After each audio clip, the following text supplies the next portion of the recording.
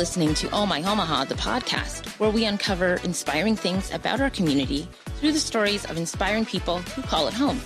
I am Dee Harrell, and this is the creator of Oh My Omaha, the blog, and the blogosphere's friendliest face herself, Kim Reiner. Hi there.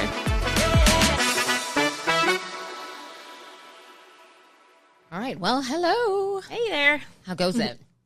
It's great. Yeah. Kind of dreary outside, but, you know. It is. That almost rain. the weekend. Yeah, rain and tornadoes. It's kind of our forecast lately. Spring. Yes. The rain has so the cat, we have a cat, and she hates the rain. And I feel so bad. Like this morning, I'm just like, she wanted to go out, and then she didn't want, and it's like kind of this like dance of just kind of like, it's too wet, but, you know, what else? Yeah, our dog's, one's fine with it. The other one will not go outside. At all? She won't. No, Stella. She refuses. If it's too hot, if it's too cold, if it's wet, she has to be forced outside. Yeah. She's a Frenchie, so yeah. She's a rescue, so it took a while for her to get used to grass, and now if it's wet, nope. It's so funny. I always had big dogs. So then and they would run. Like I had a Chesapeake Bay Retriever and Lab mix who would the minutes the door would open, she's just bolt out. And then I had a boxer Lab mix. Same. That's big. Yeah. Yeah. So Stanley, you know our dog. So Stanley is an Aussie mix, and he's a bolter. He's gotten better, but it's great because he's got friends in the neighborhood, so we know where he goes. If he runs out the door, he just runs down to his friend Blue's house. Love it. And so it's his owners know how to help us wrangle him in. Yeah. He just goes, look, he wants to play. So what other breeds of dogs did you have? So Stella is a French bulldog, but she doesn't really look like a Frenchie just because she had ear issues. So she looks kind of like a fat pug, or my daughter calls her a potato. So she's a little bit potato-y. But she's living the best life, just lazing around. And then Stanley. And then besides dogs, we have my daughter, at least. She has a bearded dragon named White Shroot and a parakeet named Ava. That's right. I forgot so we're about like the a little parakeet. zoo. Ava and Dwight. Dwight is surprisingly cuddly. Yeah, I've cuddled Dwight before. It's weird. I didn't think I would like lizards or dragons, and he just he's fallen asleep on my shoulder or near my if I had a hoodie on. He likes to cuddle. It's weird. I didn't think I'd be a. So then, if all your pets raced, do you think Dwight would win? He's fast. Yeah, he's fast. He might. I mean, Stanley, if we can keep him on task, Stanley would win. But if not, Dwight for sure. Yeah. Yeah. I think that Sophie, our cat, might be a contender in that race. Oh, okay. Although, if any of my two dogs previously, I'm pretty sure Shiloh would probably take the cake. It's a cute name. Yeah. When we first, when we got him at Humane Society. And I was like, yeah, I'll take him for a run. And I had again, they weren't sure what breed he was. They just had this mix, but he's really solid. So Parker, my daughter, was running, and Parker's like, I'm going to go sprint. And I was like, okay, Shiloh and I will hang back. And she goes running, and he took off, and it was like a gazelle, two-legged, and I almost got dragged by this muscular little thing. I was like, well, Shiloh would probably win, but Sophie, I think. But I'm a little biased. I think I might. But anyways. So we were talking about races. Yes. We have guests here today. We have a corgi that is just right next to me, and I'm petting her if you guys can't see the video. Lucky seating. Right? Haha, I planned it. So every May we have Omaha Corgi Races in town. And so today we have Rachel Drietz is the event coordinator for Omaha Corgi Crew. And she also works at Do Space. And with her is Zoe, her corgi. Outside of work, though, Rachel spends time with her husband, their 2-year-old daughter, and Zoe, the corgi, and the golden doodle named Hallie. So we want to welcome you and Zoe to the show. Yeah, thank you for having us. Sorry about all the dog hair everywhere. I've got dogs, so I'm totally used to this. And it's like confetti. Everybody in the office is so excited. The dog hair is just kind of like confetti at the end of the show. Yeah, we like to call it corgi glitter, so they leave it everywhere. Much better. Okay, so Rachel, can you tell us a little bit, what is the Omaha Corgi Crew? Yeah, so it is a group. It started back in 2011. two of our co-presidents, they founded it. It started off as just like a little community of corgis and has since grown. I think we have over 3,000 members now. It's it's a Facebook group. So we have the Corgi Crew. It's 9 of us. We're volunteer board members. We're working board. We put together our own events, but we also go to other events and we raise money for local nonprofits. Not nonprofits, local dog rescues. So some nonprofits, other smaller rescues that, don't get as much funding as some of the other rescues in town. So we raise money through like merchandise and different events we go to, through donations. Like you mentioned, our biggest event of the year is one that we put on. It's the Corgi Races in May. Yeah. So how did that come? Can you tell us a little bit how you organized that or how that came about? Yeah. So we started, this is our 4th year of doing it, and they've been other places as well, like Corgi Races. I know they had them up in like Minnesota. So, we started them 4 years ago. It started as like a smaller event. We did them at Horseman's the first year. Okay. And this year we're doing it out in Council Bluffs. And it will be, like I said, on May 11th. It starts at 10 o'clock, and then the races start at 11. So it opens at 10, starts at 11. So basically, now that it's gotten a little bit bigger, we have vendors there. We have food vendors. We have other rescues that are there, just any kind of vendors that are kind of dog-related. And we invite everyone out to come watch the racers. We have 110 dogs racing this year.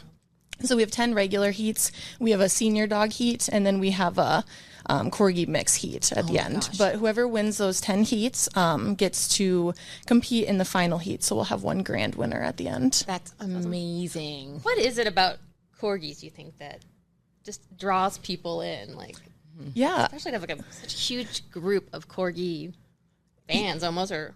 Truly, yes. It's funny. We have 2 dogs, and people will come running up to us, like kids will, and be like, "Oh, there's a dog and a corgi." It's like it's almost like a whole different like animal. But I think people just love like I don't want to say they're funny looking, but just their little legs, and they have a big personality. So this just reminds me. My daughter's birthday is in September, and last year she requested and got a corgi butt cake. Cake with amazing. Corgi. But I was like, oh my gosh, requesting. I had to go to the cake gallery to request it. I'm just like, okay, not really like anatomical corgi, but please just a cute fluffy butt. So it's true, they do have cute fluffy butts. Yes, they look like bread loaves. Yes, they legitimately have cheeks. It's so awesome. Yeah, the proportions are amazing. Watching them run the races. I mean, I'm looking forward to seeing them live, but seeing them on like TV or streaming somewhere, honestly, it's just, I cannot not laugh. It's so amazing. Right.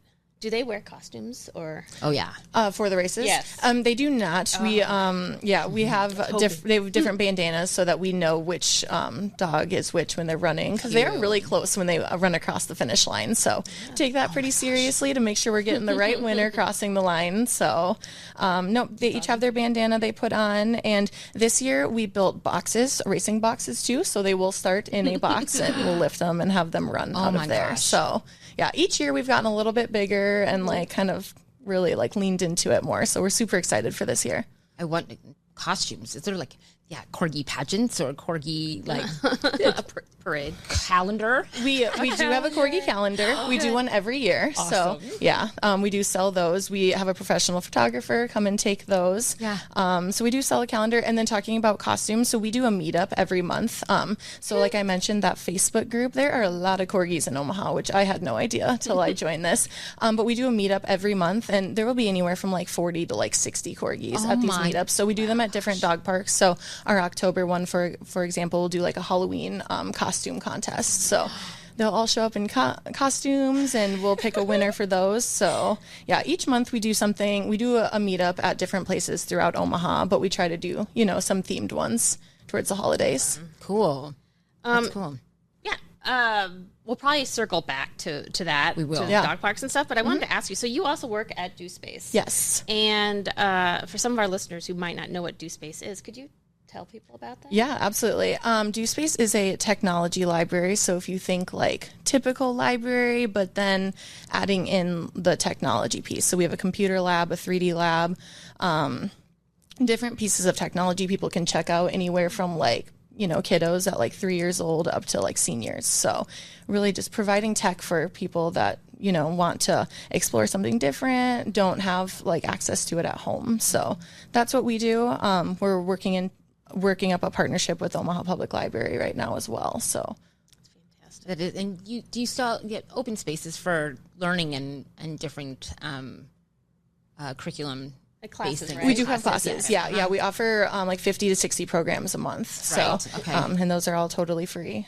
Awesome. It's awesome. When I was at Westside, when I was teaching at Westside, I took my students in my program over to Do Space all the time, and we would have days where, because they were seniors, we'd be working at we do class at Do Space, and so then they would all have just practice kind of using, checking things out. It's really difficult sometimes because, without aging myself, going to the library was a regular thing, and going to the card catalog, checking things out.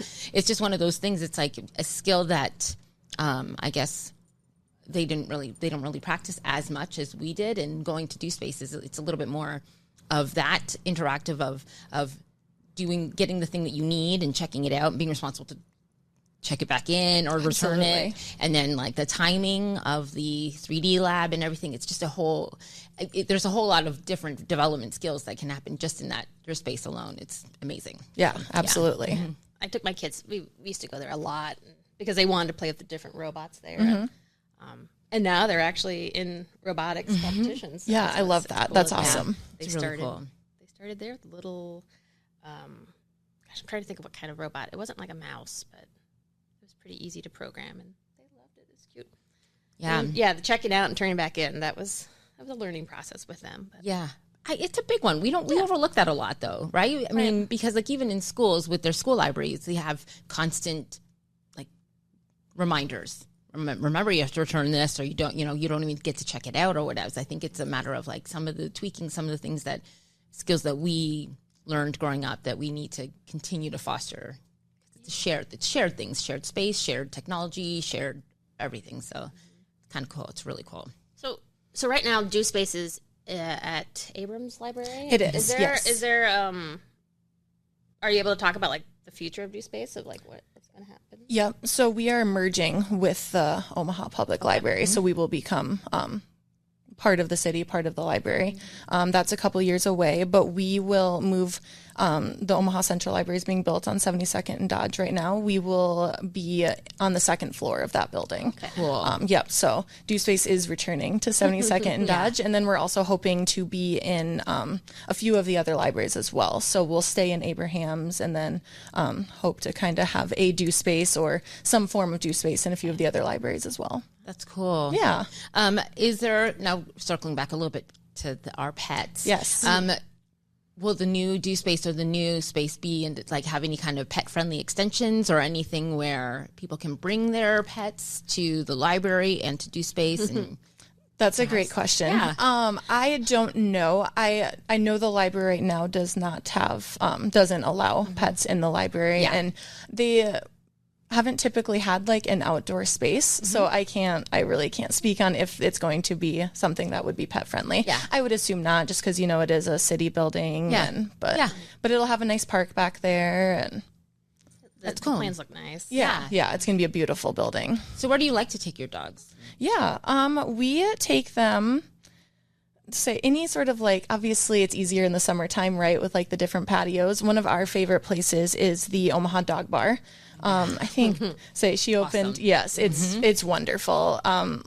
Leah opened that years ago, and she just has done such a good job with it. We really appreciate it because there's nowhere else where you can bring your dog, like take them off their leash and sit and have a drink. So, and we've never like had any issues with her us not feeling safe with the dogs there. Like it doesn't seem like there's ever fights that break out, and they don't allow kids in there, which I think is great because that can kind of create like an unpredictability factor. Yes. So we love taking her there, but also we have great dog parks here. There's a new one over at the Jane Leahy Mall that we really like.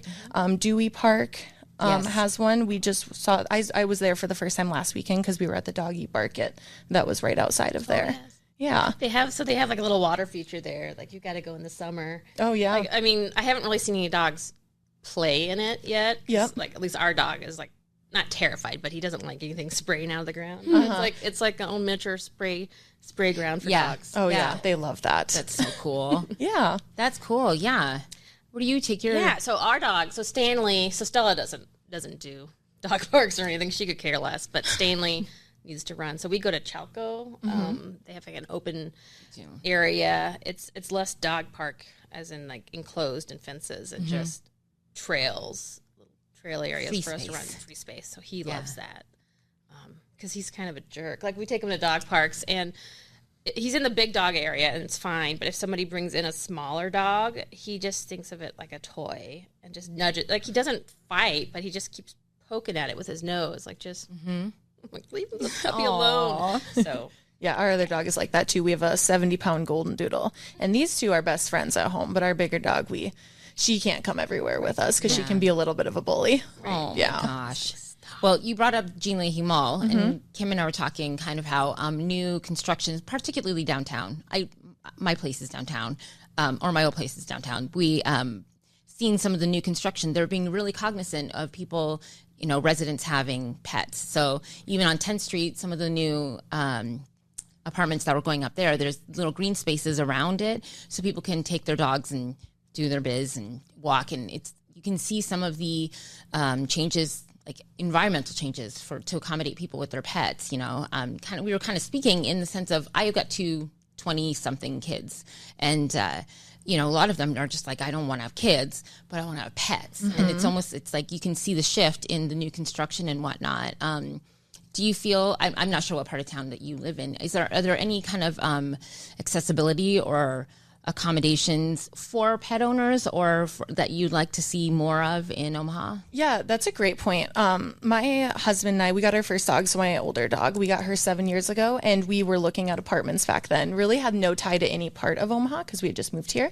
So we knew we were getting a dog, so we were looking at different places, and we found that with downtown. I'm like, this would be difficult. Like, where do you take this dog to go to the bathroom? And so I have seen, like you were saying, changes between then and now with those places, all the new green spaces, having Jean Leahy Mall right there, having the dog parks right there that didn't, those ones didn't exist back then. So I think you're right. They have made a lot of changes like that.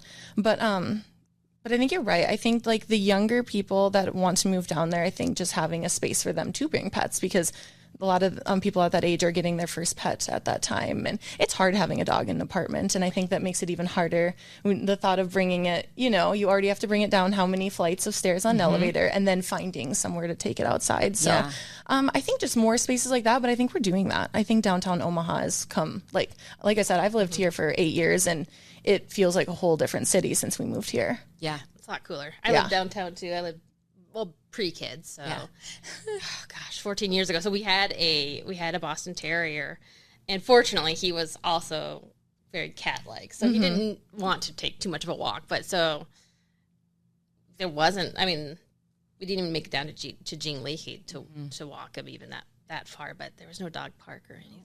There wasn't. It is much more accommodating, and they've got like litter to pick up. They got little dispensers for. It's awesome.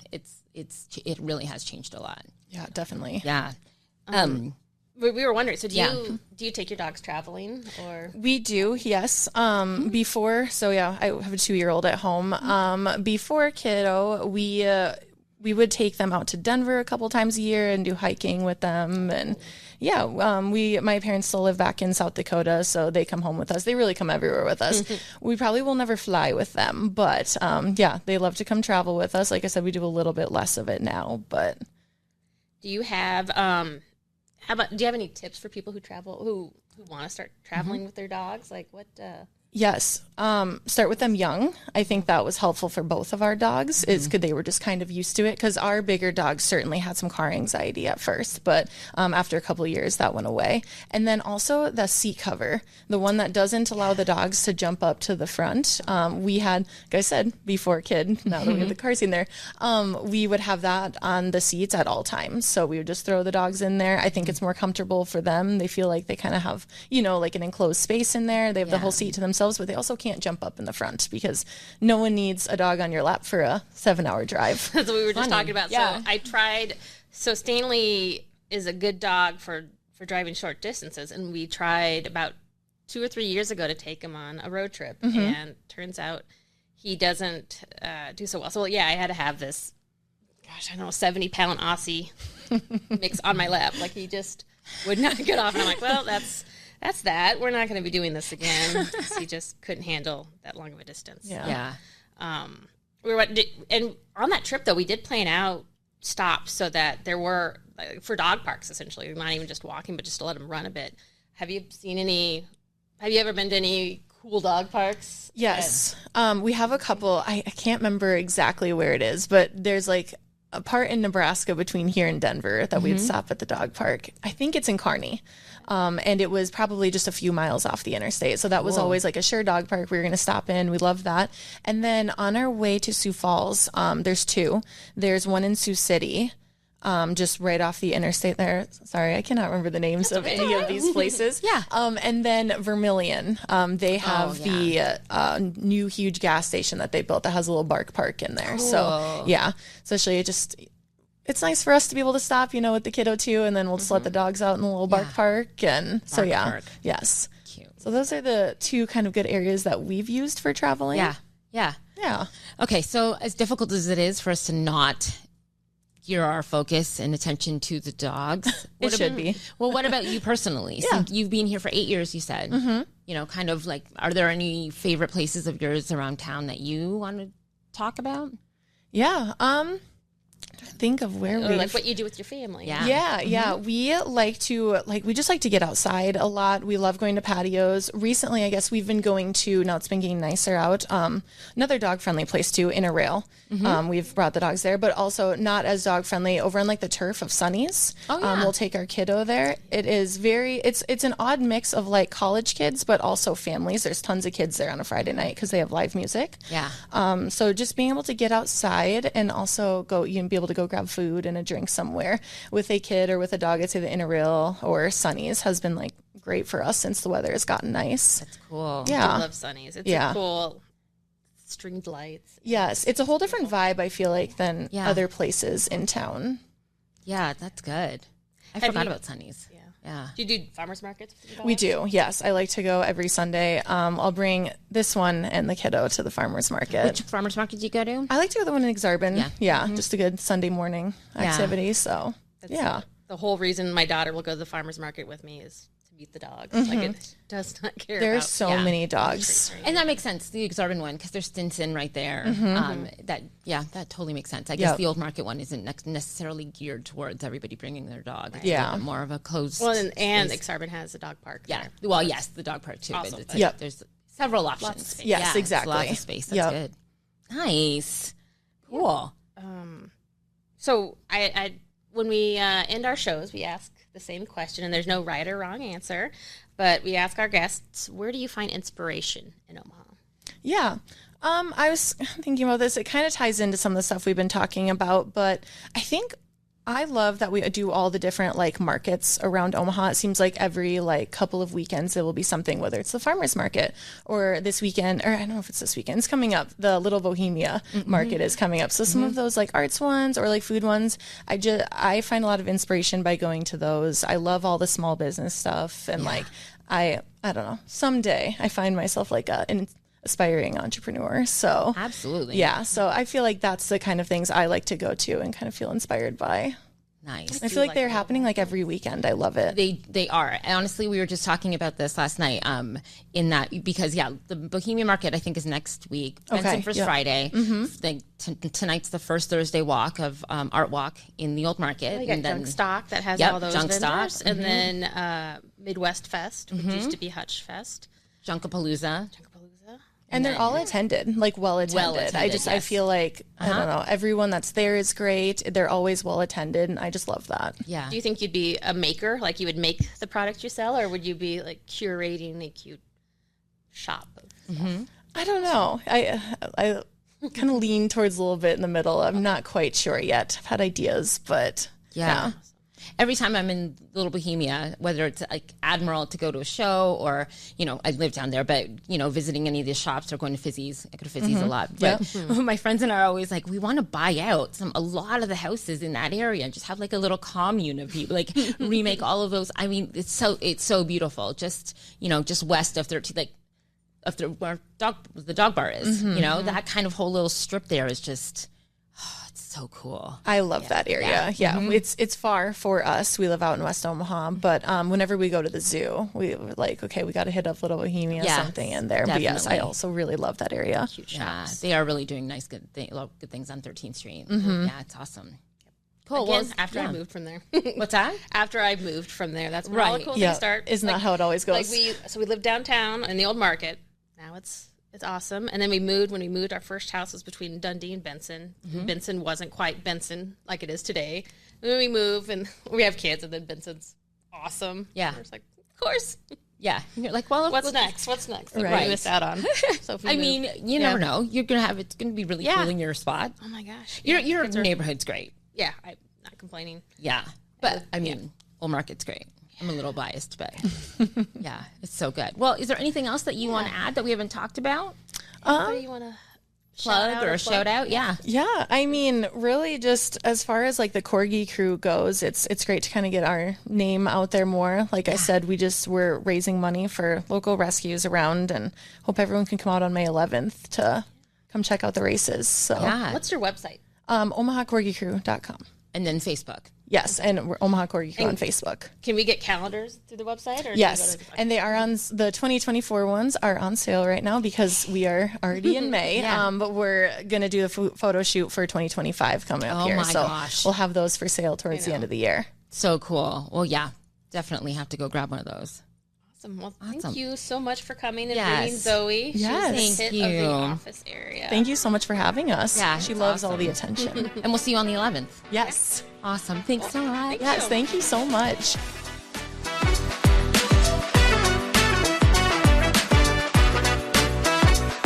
Thanks for listening to Oh My Omaha, the podcast.